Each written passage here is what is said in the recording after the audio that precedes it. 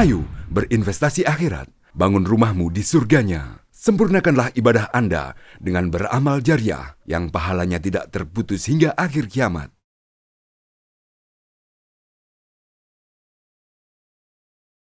Bismillahirrahmanirrahim. Assalamualaikum warahmatullahi wabarakatuh. Alhamdulillahi rabbil alamin. Nasta'inuhu wa nastaghfiruh wa na'udzu billahi min sururi anfusina wa min sayyiati a'malina. May yahdihillahu fala mudilla lahu wa may yudlilhu fala hadiya lahu. Asyhadu an la ilaha illallah wahdahu la syarika lah wa asyhadu anna Muhammadan abduhu wa rasuluh. Allahumma fasalli wa sallim wa barik ala sayyidina Muhammadin wa ala alihi wa ashabihi ajma'in. Amma ba'd. Hadirin sidang jamaah subuh, insyaallah dimuliakan dan dirahmati oleh Allah Subhanahu wa taala. Alhamdulillah, kita bersyukur kepada Allah Subhanahu wa taala telah melaksanakan segala amali-amali Ramadan kita, baik 10 awal, 20 kemudian 10 terakhir. Mudah-mudahan Allah senantiasa melipat gandakan pahalanya.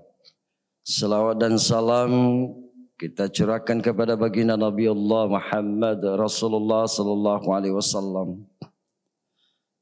Jamaah subuh yang dimuliakan oleh Allah, kita sama-sama melihat karakteristik daripada orang tua yang saleh. Kalau kita berbicara tentang karakter, itu merupakan sebuah pengaruh baik pengalaman ataupun tiruan. Berbicara tentang orang tua tentu berawal dari kekanak-kanakan, sehingga apa yang dipelajari dari masa kecil, baik buruknya itu akan melahirkan sebuah karakter. Jamaah salat subuh yang dimuliakan oleh Allah, kita telah dituntut di dalam surah At-Tahrim ayat 6, ya ayyuhalladzina amanu, hai orang-orang yang beriman, ku anfusakum, jagalah diri kamu, wa ahlikum nara.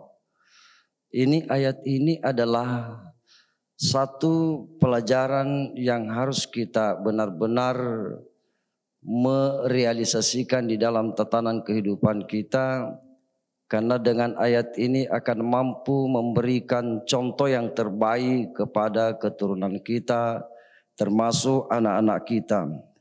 Jamaah subuh yang dimuliakan oleh Allah, setidaknya ada 3 kaidah yang harus kita memahami serta melaksanakan. Insyaallah jikalau kaidah ini kita pahami, kemudian kita melaksanakan dan mengamalkan, insyaallah ucapan kita akan punya power terhadap anak-anak kita, terhadap di antara sesama manusia. Tentu yang pertama adalah an-nasu atba'a man ghalabah. Manusia itu cenderung akan mengikuti siapa yang lebih baik, siapa yang lebih kuat, siapa yang lebih berpotensi, bahkan siapa yang lebih pintar, dan siapa yang lebih banyak jasa terhadapnya.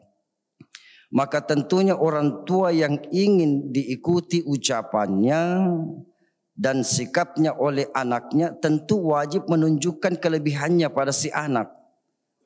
Bila anak, contohnya bila anak sholat 5 waktu, maka tentunya orang tuanya itu harus menambah sholatnya, paling tidak melaksanakan sholat sunat juga. Karena anak itu sangat cenderung meniru dan mencontohi kedua orang tuanya. Jamaah subuh yang dimuliakan oleh Allah Subhanahu wa taala, bahkan maka orang tua itu harus tambah dengan sholat-sholat sunat tadi itu dengan zikir-zikir lainnya. Bila anak membaca Al-Quran seumpama 1 lembar, tentunya orang tuanya harus membaca Al-Quran itu minimal 5 lembar. Bahkan ketika anaknya melihat orang tuanya ternyata punya segala sesuatu yang lebih dibanding dirinya, baik itu dalam bentuk ibadah ataupun ilmu pengetahuan, maka mau tidak mau anak akan menjadi segan, respect terhadap apa yang kita lakukan. Dan terkadang kita tidak menyadari diri sebagai orang tua terhadap anak-anak kita. Terkadang kita mengungkapkan sesuatu, mengucapkan sesuatu, dan bahkan melakukan sebuah tingkah laku yang sesungguhnya itu merupakan sebuah permainan, tapi sesungguhnya hal itu tidak boleh diberikan dan diperlihatkan kepada kedua anak kita.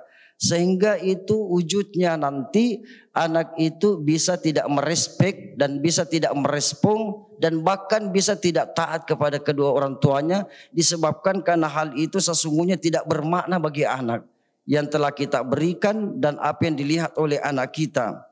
Jamaah subuh yang dimuliakan oleh Allah. Kemudian kaidah yang kedua adalah aslih nafsaka yaslu lakana. Itu perbaikilah dirimu, maka orang lain akan berbuat baik kepadamu.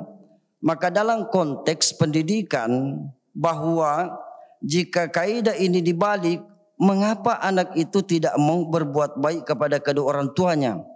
Ya bisa saja, bisa menjadi karena sang anak tidak melihat kita sebagai orang tua yang mau memperbaiki diri. Tentu pertanyaannya adalah, apakah sudah maksimal kita memperbaiki diri kita? Jikalau belum, mungkin itulah yang menyebabkan anak-anak kita itu sehingga menjauh daripada kita, bahkan tidak mengikuti apa yang kita lakukan yang sesungguhnya. Jamaah subuh yang dimuliakan oleh Allah Subhanahu wa taala, ada sebuah kisah dari seorang sahabat, ya. Sahabat itu begitu disegani oleh anaknya. Ya. Ketika ditanya, apa rahasianya? Sambil tersenyum ia jawab, tidak ada rahasia khusus. Tapi dari sejak anakku lahir, aku punya kebiasaan tidak pernah sekalipun buang angin atau mengupil di depan anak. Sederhana sekali contoh ini yang sering kita lakukan di hadapan anak. Tetapi dampaknya begitu luar biasa. Betapa hal-hal kecil yang sering kita abaikan ternyata bisa berpengaruh pada hormat tidaknya anak kedua orang tuanya. Sekarang kita tanyakan pada diri kita sendiri, betapa sering kita brak-brok di hadapan anak tanpa sungkan, atau garuk-garuk seumpama contoh kecilnya garuk-garuk ketiak di hadapan anak kita tanpa memperdulikan anak melihat tingkah laku bapaknya atau mamanya. Ya, kita bahkan menganggap hal itu sebagai lelucon, tetapi hasilnya adalah anak itu memandang diri kita rendah. Ya, sekarang lebih sering ya break buruk di hadapan istri, kemudian memperbaiki diri, karena setiap perbaikan bukan hanya membuat diri kita menjadi nyaman, tapi bisa membuat orang lain senang. Kemudian kaidah yang ketiga adalah qimmatul mar'i biqadri. Ya. Nilai seseorang itu sangat ditentukan oleh seberapa banyak kebaikan yang bisa ia kerjakan. Artinya bahwa keterlibatan kita di dalam memberikan amal anak saat punya masalah akan berpengaruh besar pada sikap hormat anak pada kedua orang tuanya. Dengan selalu membersamai anak, terutama ketika ia tertekan oleh suatu hal, maka anak kita itu merasakan bahwa dia tidak sendiri. Dia punya tempat curhat, dia punya sahabat, dan dia punya cinta pertama di dunia ini, yaitu ayahnya dan ibunya. Dan bila anak sudah merasakan hal ini, maka insya Allah ia tidak akan berbuat sesuatu yang bakal mengecewakan kedua orang tuanya. Jemaah salat subuh yang dimuliakan oleh Allah Subhanahu wa taala, maka oleh karena itu mari kita senantiasa menenangkan kepada anak kita seperti ayat yang dibacakan oleh imam tadi, imam kita, laqad kana lakum fi Rasulillahi uswatun hasanah. Kita harus tanamkan kepada diri anak itu akhlak yang mulia, termasuk akhlak karakteristik Rasulullah sallallahu alaihi wasallam itu perlu diterapkan kepada anak-anak kita adalah as-siddiq, sifat kejujuran. Kemudian yang kedua itu at-tabligh. At-tabligh itu senantiasa menyampaikan semua sesuatu yang benar-benar ihdinas siratal mustaqim, yang bisa dijadikan sebagai pedoman ke jalan yang lurus. Kemudian yang ketiga adalah ada karakter Rasulullah itu amanah. Amanah itu adalah bisa dipercaya dalam menyampaikan sesuatu. Artinya bahwa dia benar-benar bertanggung jawab atas perintah yang diberikan itu. Dia merasa terbebani, harus benar-benar mengamankan dan lebih baik menjaganya karena itu merupakan sebuah amanah. Bahkan yang terakhir adalah fatonah. Ada sifat-sifat kecerdasan Rasulullah sallallahu alaihi wasallam itu di setiap Ramadan itu mengkhatamkan Al-Qur'an. Bahkan di malam terakhir Ramadan itu, 10 terakhir Ramadan itu, Rasulullah betul-betul mengikat erat pinggannya untuk hadir di masjid melakukan iktikaf.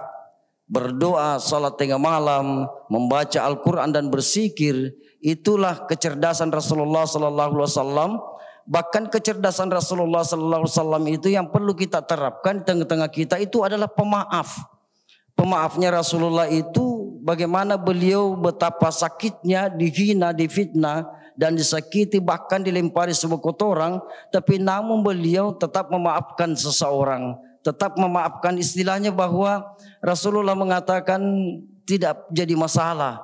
Karena mungkin mereka itu belum kenal saya, tidak tahu saya bahwa kalau saya ini adalah Muhammad Rasulullah sallallahu alaihi wasallam.